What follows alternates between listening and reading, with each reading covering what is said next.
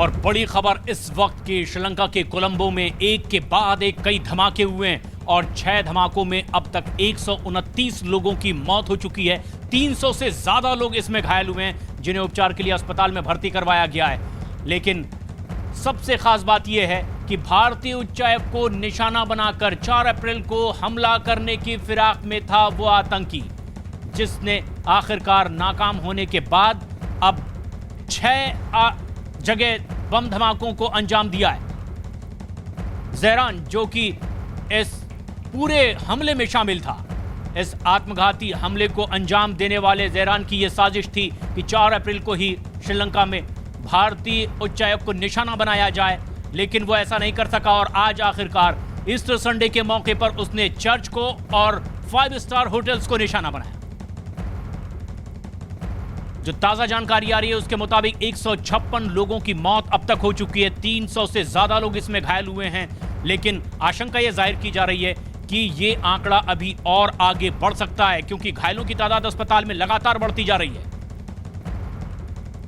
ऐसे में जहां श्रीलंका के प्रधानमंत्री ने एक आपात बैठक बुला ली है सुरक्षा के मद्देनजर, वहीं भारत के प्रधानमंत्री ने भी ट्वीट करके संवेदना जताई है, दुख जताया है इस आतंकी वारदात में। प्रधानमंत्री ने लिखा, हमारे क्षेत्र में इस तरह की बर्बरता की कोई जगह नहीं है। प्रधानमंत्री नरेंद्र मोदी ने ट्वीट करते हुए लिखा, भारत श्रीलंका के लोगों के साथ पूरी तरह से मजबूती से खड़ा हुआ है। मृतकों के परिजनों के प्रति मेरी संवेदनाएं हैं और घायलों के लिए भी जल्द स्वस्थ होने की कामना भी उन्होंने की है।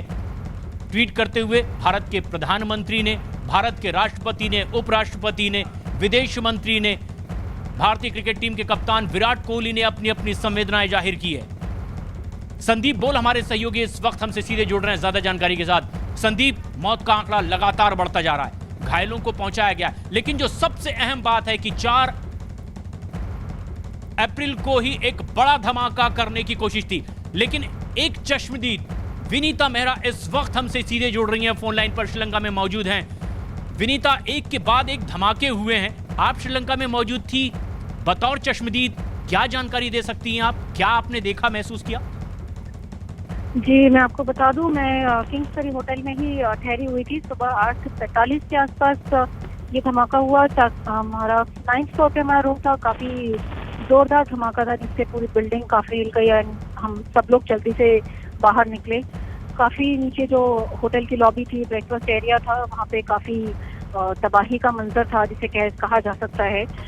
खून के धब्बे और होटल स्टाफ और जितने भी विजिटर्स थे, करीब 25 से 30 बताए जा रहे हैं, जो भी काफी गंभीर हालत में जख्मी हुए और एक व्यक्ति की मृत्यु भी हो गई जो होटल स्टाफ से था, ऐसा हमें बताया गया।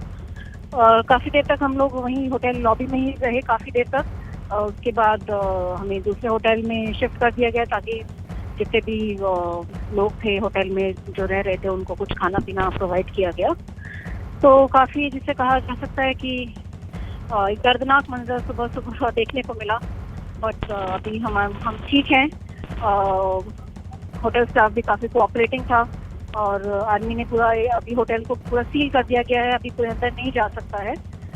तो होटल कल तक ही खुलेगा, बट अभी जिनको एयरपोर्ट जाना है तो जो सब तरह की असिस्टेंस प्रोवाइड करी जा रही है। विनीता, हमारी शुभकामनाएं, हम चाहते हैं कि आप स्वस्थ रहें, सुरक्षित रहें, कुशल रहें, लेकिन एक चिंता हम तमाम भारतीयों की भी है। वैसे हिंदुस्तान, तमाम दुनिया भर के लोग जो वहां पर पहुंचे हुए हैं, जिन्हें निशाना बनाने की कोशिश की गई थी, उनकी भी चिंता कर रहा है। शुभकामनाएं हम दे रहे हैं कि वो स्वस्थ रहें, सुरक्षित रहें, लेकिन क्या और कोई भारतीय थे जो आपके संपर्क में थे, लगातार आपके साथ होटल में मौजूद थे? कुछ और भारतीयों की जानकारी आपको मिल पाई है? जी, काफी भारतीय थे, कुछ चेन्नई से थे, कुछ लोग जो काफी सुरक्षित थे। अब नीचे होटल लॉबी में कितने लोग थे हम नहीं बता पाएंगे, लेकिन होटल के जस्ट ऑपोजिट साइड पे शांग्रीला भी था, वहाँ पे भी बताया जा रहा है कि एक ग्लास जो है सुबह, और एक सिनेमन गार्डन भी थोड़ा सा आगे ही था, वहाँ पे भी एक ग्लास बताया जा रहा है। 3 चर्चेस में भी बताया जा रहा है। तो काफी हम कैजुअलिटीज तो हुई हैं। इंडियंस जो हमारे आसपास थे वो सब सेफ थे। कुछ मॉर्निंग फूड लॉबी में जो होंगे अब वो हम तो देख नहीं पाए क्योंकि जल्दी में निकलना होता है। तो अब कितने इंडियंस हैं उसकी जानकारी तो अभी तक कोई हमें प्रोवाइड नहीं कर पा रहा है, बट काफी लोग सुरक्षित ही थे। उसके आगे विनीता, लेकिन ये खास बात है कि आतंकियों ने आज ईस्टर संडे का दिन चुना। 3 चर्चेज में ये हमले हुए हैं, 3 बड़े 5 स्टार होटल्स में हमले हुए हैं। अब तक जो जानकारी ये आ रही है, सीरियल ब्लास्ट 6 जगह किए गए हैं। लेकिन आज के दिन, जबकि ये ईस्टर संडे का दिन था, बड़ी तादाद में लोग प्रार्थना करने के लिए चर्च में पहुंचते हैं। किस तरह का माहौल शहर में आप देख रही थी? किस तरह से बड़ी तादाद में लोग सुबह सुबह चर्च की ओर गुजर भी रहे होंगे? जी, चर्च की तरफ लोग जा रहे थे, तो उस सुबह का जो माहौल था, क्योंकि देखिए 8:40 के आसपास जब आप एक हॉलीडे पे होते हैं तो आप डेफिनेटली थोड़ा सा रिलैक्स करना चाहते हैं। बट अभी जब अभी हम तुरंत जस्ट आपका कॉल आते ही हम एयरपोर्ट तक ही पहुंचे हैं, बट अभी पूरा शहर में सन्नाटा ही है। एयरपोर्ट पे भी काफ़ी हाई सिक्योरिटी है, क्योंकि अब देखिए एक जाहिर सी बात है कि एक ब्लास्ट होने के बाद पूरे शहर में सिक्योरिटी बढ़ा दी जाती है। तो अभी काफ़ी कहते हैं कि सब माहौल में थोड़ी सिक्योरिटी हाइटेंड ही है। विनीता, आप एयरपोर्ट में हैं, आप कह रही हैं कि एयरपोर्ट की तरफ आप रुख कर रही हैं और हिंदुस्तान वापस आने की तैयारी आपकी है। क्या इन धमाकों के बाद और भी ऐसे कोई हिंदुस्तानी हैं बड़ी तादाद में जो वहां रहे होंगे कि इन धमाकों के बाद वो वापसी चाह रहे हैं और वहां एयरपोर्ट पर देखे जा रहे हैं?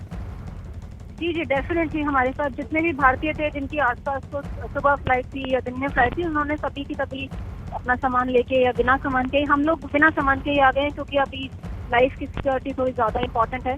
अभी सब लोग बिना सामान के ही जाना चाहते हैं कि शाम की भी फ्लाइट है या रात की भी फ्लाइट है, तो सब लोग एयरपोर्ट की तरफ से रुक करना चाह रहे हैं फिलहाल तो। शुक्रिया विनीता, आप सुरक्षित रहें, स्वस्थ रहें। तमाम भारतीय और तमाम वो लोग जो यहाँ पर पहुंचे हुए थे, जो जल्द से जल्द स्वस्थ हों, जो घायल हैं, ये तमाम कामनाएं हम कर रहे हैं। लेकिन तस्वीरें भी हम दिखा रहे हैं अपने दर्शकों को, किस तरह से एक के बाद एक धमाके हुए हैं श्रीलंका में, कोलंबो में। 3 जगह चर्च में और 3 5 स्टार होटल्स को निशाना बना करके ये आतंकी हमला किया गया है। संदीप बोल हमारे सहयोगी लगातार नजदीक से नजर बनाए हुए हैं इस खबर पर। संदीप, जो आत्मघाती आतंकी जहरान और एक अबू इस वारदात को अंजाम देने के लिए जिम्मेदार बताए जा रहे हैं, किस तरह की मोडस ऑपरेंडी अब तक के सामने आई है? किस तरह की योजना इनकी पहले थी? बिल्कुल, देखिए, सबसे पहले मैं अपने दर्शकों को ये बता दूं कि अभी जो सूत्र बता रहे हैं, जो भारत के जो हाई कमीशन है, उनके सूत्रों के मुताबिक अभी तक किसी भी भारतीय के किसी भी तरीके के हताहत होने की कोई खबर नहीं है। दूसरी बात, आपने कुछ जानना चाहा कि किस तरीके से चीज़ें हुई हैं, तो आपको बता दूं ये लंबे समय से प्लानिंग चल रही थी। तकरीबन 8 ऐसे जगहों को इन्होंने चिन्हित किया था जहाँ पे कि इनको अटैक करने थे, और वो सारे इलाके ऐसे थे जहाँ पे कि ये इंडियन ज़्यादा मौजूद होते हैं। और ऐसे में कोशिश इंडियन जो हाई कमीशन है उसको भी टारगेट करने की थी, जो कि सूत्र सीधे तौर पर बताते हैं। तो उसके बाद तकरीबन कुल मिला के 8 ऐसी जगहों को चिन्हित किया गया था जहाँ पे कि सबसे ज़्यादा इंडियंस जो है वहाँ पे मौजूद होते हैं, और उसके बाद इस तरीके का एक्ट हुआ। ये जो टेररिस्ट आउटफिट है, ये वहाँ का लोकल टेररिस्ट आउटफिट है, और जो ज़ाहिरीन है वो सीधे तौर पर ISI के साथ जो है संपर्क में था। इस तरीके की सूत्रों के मुताबिक जानकारी है। तो सीधे तौर पर पहली नज़र में ये साफ हो रहा है कि ये पूरा का पूरा हमला 2 तरीके के चीज़ों को साधने के लिए किया गया। पहला तो ये कि वहाँ पे इंटरनेशनल गेस्ट जितने भी हैं उनको ज़्यादा से ज़्यादा हार्म पहुँचाया जा सके, और दूसरा जो वहाँ पे जितने भी रिचुअल्स हैं, जितने भी लोग चर्च में थे, उनको जो है इसका निशाना बनाया जा सके, जिसमें जो है भारतीय भी शामिल हो सकते हैं। तो ओवरऑल ब्रॉड पिक्चर में ये साफ नज़र आ रहा है कि इस पूरे साजिश को बड़े सोच समझ कर जो है अंजाम दिया गया है। और अगर हम बात करें कि किस कंट्री का इन्वॉल्वमेंट है, किस कंट्री के जो लोग इसमें शामिल हो सकते हैं, उसको लेकर अभी तक जो है श्रीलंकन हाई कमीशन की तरफ से या श्रीलंकन सरकार की तरफ से कोई जानकारी नहीं दी गई है। अभी फिलहाल जांच चल रही है। एक इम्पॉर्टेंट बैठक जो है वो अभी चल रही है वहाँ पर, जिसमें कि प्रधानमंत्री विक्रम सिंघे भी मौजूद हैं, और वो कहीं ना कहीं पूरे सिचुएशन को असेस कर रहे हैं। दूसरा ये है कि कोई भी अगर मीडिया कर्मी अगर वहाँ जाना चाहता है तो उसके लिए बाकायदा दिल्ली में बंदोबस्त किए जा रहे हैं कि अगर किसी को वीज़ा चाहिए तो वीज़ा भी वो लोग यहाँ से प्रोवाइड कर रहे हैं। साथ ही बाकायदा कई सारे नंबर, हेल्पलाइन नंबर जो है वो दिए गए हैं वहाँ के कमीशन के, हाई कमीशन की तरफ से भारतीय, और वहाँ से सीधे तौर पर कोई भी अपने जो परिचित हैं या अपने रिश्तेदार हैं उनकी खैर खबर जानना चाहता है तो उन पे बात करके जो है। और संदीप, ये हेल्पलाइन नंबर हम अपने टीवी स्क्रीन पर भी दर्शकों की जानकारी के लिए दिखा रहे हैं कि अगर किसी तरह की कोई आशंका हो, जानकारी वो लेना चाहें तो इन नंबर्स पर कॉल करके वो जानकारी ले सकते हैं। अपने करीबियों की कुशलता के बारे में जानकारी अगर वो हासिल करना चाहते हैं तो। लेकिन एक अहम बैठक, एक आपात बैठक भी श्रीलंका के प्रधानमंत्री ने बुला ली है, और श्रीलंका के ही मंत्री हर्ष डिसल्वा ने बाकायदा ट्वीट करके इसकी जानकारी भी दी है कि आर्मी, नेवी, एयरफोर्स और दूसरे सुरक्षा बलों से जुड़े हुए वरिष्ठ अधिकारियों की एक आपात बैठक प्रधानमंत्री ने बुला ली है और अब सुरक्षा को लेकर के इस आपात बैठक में कई अहम फैसले भी लिए जा सकते हैं। हालांकि श्रीलंका के प्रधानमंत्री ने भी ट्वीट किया है, शांति बनाए रखने की अपील की है, किसी भी तरह की अफवाहों पर ध्यान न देने की अपील भी श्रीलंका के प्रधानमंत्री रानिल विक्रमसिंघे ने की है। वहां के राष्ट्रपति ने भी ट्वीट किया है, संवेदना जताई है घायलों के प्रति और उन्होंने एहतियात बरतने की भी नसीहत लोगों को दी है। लेकिन भारत में भी लगातार इस पूरी खबर पर नजदीक से नजर बनाकर रखा हुआ है। विदेश मंत्रालय, प्रधानमंत्री ने कहा है कि ये एक ऐसी घटना है जो इस क्षेत्र में बिल्कुल बर्दाश्त नहीं की जा सकती। संदीप, लेकिन सबसे खास बात ये कि अगर पहला शक पाकिस्तान की खुफिया एजेंसी आईएसआई पर जा रहा है कि वो भारतीय उच्चायुक्त को निशाना बनाना चाहता था 4 अप्रैल को ही, और क्या यह माना जाए कि वो इसमें नाकाम रहा और उसके बाद उसने इस सीरियल बम ब्लास्ट को अंजाम दिया है आज? देखिए, वो एक इस पूरे प्लॉट का एक हिस्सा हो सकता है, लेकिन अभी फिलहाल जिस तरीके की जानकारी है खुफिया सूत्रों के मुताबिक जो खबर है वो यही है कि तकरीबन 8 ऐसी जगहों को चुना गया था जहां पे कि इस तरीके के ब्लास्ट किए जाने थे।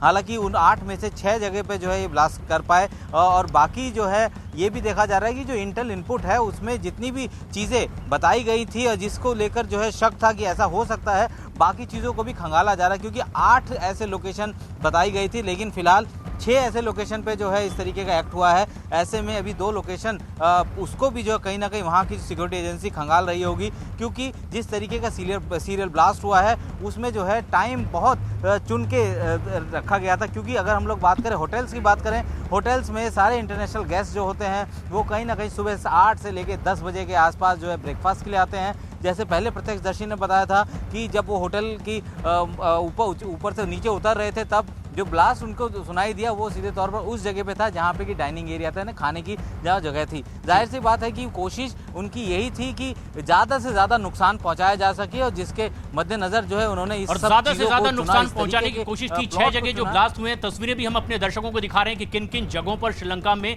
निशाना बनाकर इन आतंकी वारदातों को अंजाम दिया गया है। इन 6 जगहों की ये तस्वीरें हम अपने दर्शकों को दिखा रहे हैं। 3 चर्च हैं और 3 होटल्स हैं जिसे निशाना बनाया गया। बड़ी तादाद में विदेशी सैलानियों को निशाना बनाने की कोशिश थी और 3 चर्च में आज का दिन बेहद खास, ईस्टर संडे के दिन जब बड़ी तादाद में प्रार्थना के लिए लोग चर्च में जुटते हैं, ऐसे में लोगों को बड़ी तादाद में नुकसान पहुंचाना इन आतंकियों का मकसद था।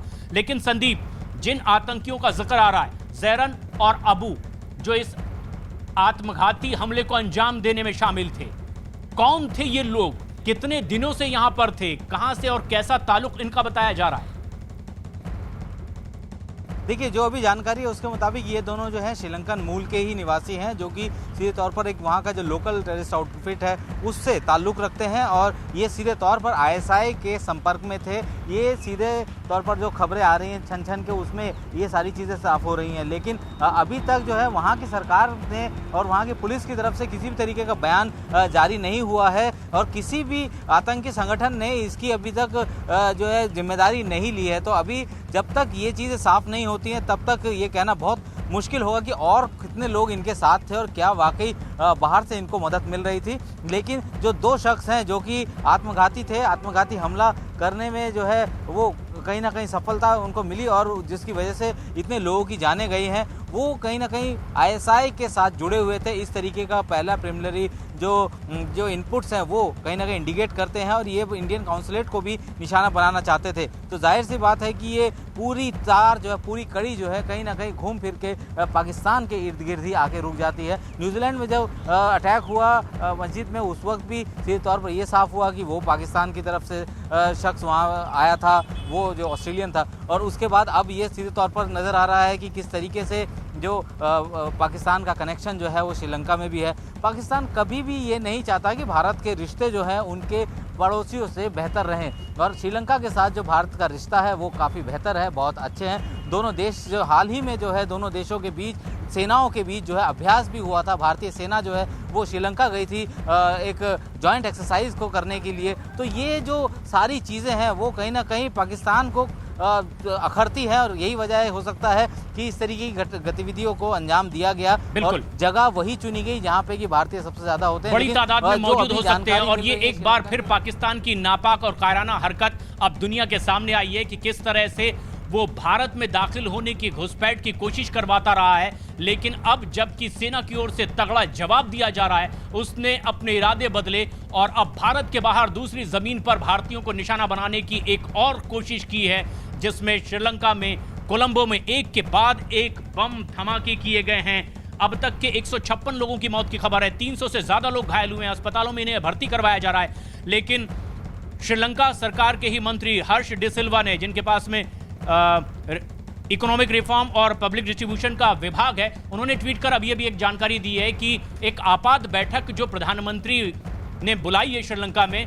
उसमें आर्मी, सेना, एयरफोर्स और सुरक्षा बलों से जुड़े तमाम अधिकारियों के साथ बैठक की जा रही है और आज की हुई इस आतंकी घटना के बारे में जानकारी जुटाई जा रही है ताकि आधिकारिक तौर पर बयान दिया जा सके।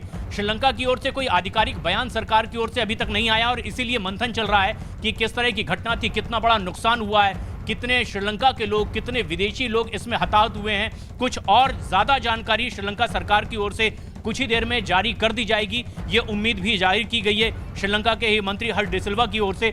लेकिन ये सबसे बड़ी बात कि 4 अप्रैल को ही एक बड़ा धमाका करने की कोशिश में आतंकी जहरन था और उसका साथी अबू, और निशाने पर भारतीय उच्चायुक्त। ऐसे में जबकि वो 4 तारीख को अपनी इस हरकत को अंजाम नहीं दे पाया, बताया जा रहा है कि 8 ऐसी जगह चिन्हित करके आतंकी रख चुके थे जहां इन्हें धमाकों को अंजाम देना था, और आज आखिरकार ईस्टर संडे के मौके पर कोलंबो में 6 जगह इन धमाकों को अंजाम दिया गया है। संदीप, अभी भी इंतजार किया जा रहा है कि कोई और ताजा जानकारी श्रीलंका सरकार की ओर से जारी की जाए। कुछ ताजा जानकारी आप तक पहुंच रही है?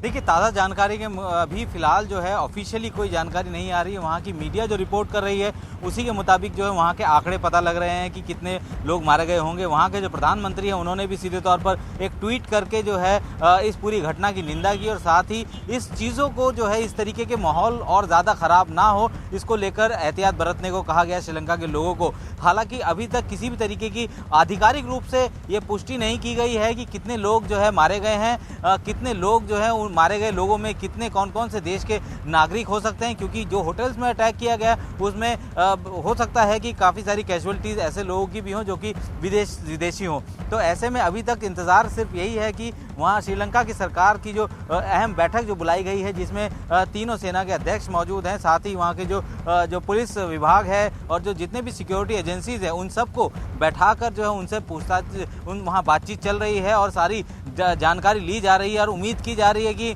जल्द ही आधे घंटे के अंदर या ये अगले 1 घंटे के अंदर जो है कोई स्टेटमेंट जो है श्रीलंकन सरकार की तरफ से जारी हो। लेकिन वहाँ जो मीडिया की तरफ से जो सीधे तौर पर जो कैजुअलिटी रिपोर्ट आ रही है वो वाकई चिंता वाली है, डरा देने वाली है। और जो घायल हैं उम्मीद की जा रही है सबकी कि जल्दी से जल्दी ठीक हो, लेकिन हो सकता है कि जो मरने वालों की संख्या है वो बढ़ सकती है। और अभी तक ये कंपाइल किया जा रहा है वहाँ की सरकार की तरफ से कि आखिर मरने वालों का आंकड़ा, एक्चुअल आंकड़ा क्या है। बिल्कुल, और ये जो आपात बैठक चल रही है श्रीलंका के प्रधानमंत्री ने जो बुलाई है उसके बाद इस आधिकारिक आंकड़े को जारी भी किया जा सकता है। लेकिन दर्शकों की जानकारी के लिए हम एक बार फिर बता दें कि ये एक बड़ा धमाका दुनिया भर में अब इस बात को लेकर चर्चा हो रही है कि एक के बाद एक बम धमाके श्रीलंका में आखिर क्यों हुए, किसने किए और क्या मकसद था। लेकिन ऐसे में जबकि श्रीलंका में वहां के प्रधानमंत्री रणिल विक्रमसिंघे ने एक आपात बैठक बुलाई है, चिंता जाहिर की है भारत के प्रधानमंत्री ने भी ट्वीट किया है और प्रधानमंत्री नरेंद्र मोदी ने ट्वीट करते हुए लिखा है, हमारे क्षेत्र में इस तरह की बर्बर हिंसक वारदात की कोई जगह नहीं है। भारत श्रीलंका के लोगों के साथ पूरी ताकत से, मजबूती से, एकता के साथ खड़ा हुआ है। मृतकों के परिजनों के प्रति मेरी संवेदनाएं हैं और घायलों के जल्द स्वस्थ होने की कामना भी प्रधानमंत्री मोदी ने की।